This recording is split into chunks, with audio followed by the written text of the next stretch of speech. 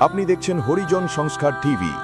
আজ আমরা কথা বলবো বাংলাদেশের সেই মানুষদের নিয়ে যারা বছরের পর বছর অবহেলা, বৈষম্য আর নীরব কষ্টের শিকার। হরিজন সম্প্রদায়। হরিজন কারা? হরিজন বা দলিত সম্প্রদায় ঐতিহাসিকভাবে সমাজের নিচু শ্রেণী হিসেবে বিবেচিত হয়েছে। হরিজন শব্দটি জনপ্রিয় করেছিলেন মহাত্মা গান্ধী, যার অর্থ ঈশ্বরের সন্তান। কিন্তু প্রশ্ন হল, নামে সম্মান থাকলেও বাস্তবে কি তারা সম্মান পাচ্ছে? বাংলাদেশের প্রেক্ষাপটে অধিকার। বাংলাদেশের সংবিধান অনুযায়ী সব নাগরিক আইনের চোখে সমান। ধর্ম, বর্ণ, জাতি, লিঙ্গের ভিত্তিতে বৈষম্য নিষিদ্ধ। কিন্তু বাস্তবতা কি বলে? যেসব ক্ষেত্রে হরিজনরা অবহেলার শিকার। সামাজিক বৈষম্য। অনেক এলাকায় এখনও হরিজনদের আলাদা বসতি। অনেক সময় উচ্চ বর্ণের লোকেরা তাদের সাথে একসাথে খেতে বা বসতে চায় না। শিক্ষাক্ষেত্রে বৈষম্য। স্কুলে শিশুদের নিয়ে কটূক্তি, বন্ধুদের সাথে মিশতে না দেওয়া, শিক্ষকদের অবহেলা, ফলে অনেক শিশু মাঝপথে পড়াশোনা ছেড়ে দেয়। কর্মসংস্থানে সীমাবদ্ধতা।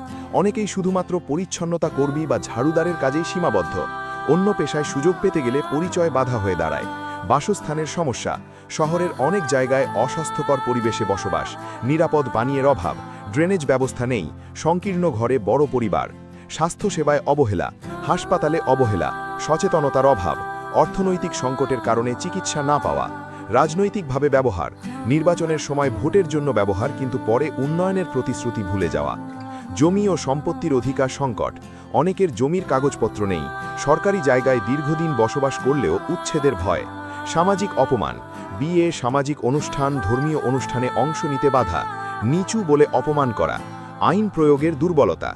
সংবিধান বৈষম্য নিষিদ্ধ করলেও বাস্তবে অভিযোগ করলে অনেক সময় সঠিক বিচার পাওয়া যায় না। দারিদ্র্য ও প্রজন্মগত বৈষম্য। দারিদ্র্য এক প্রজন্ম থেকে আরেক প্রজন্মে চলে যাচ্ছে।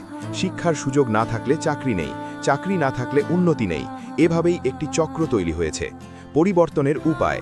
শিক্ষায় বিশেষ সহায়তা, দক্ষতা উন্নয়ন প্রশিক্ষণ, বিকল্প কর্মসংস্থান, সামাজিক সচেতনতা ক্যাম্পেইন, আইনের কঠোর প্রয়োগ, সমান নাগরিক হিসেবে গ্রহণযোগ্যতা। হরিজন সমাজ দয়া চায় না, তারা ভিক্ষা চায় না, তারা শুধু চায় সম্মান, অধিকার এবং সমান সুযোগ।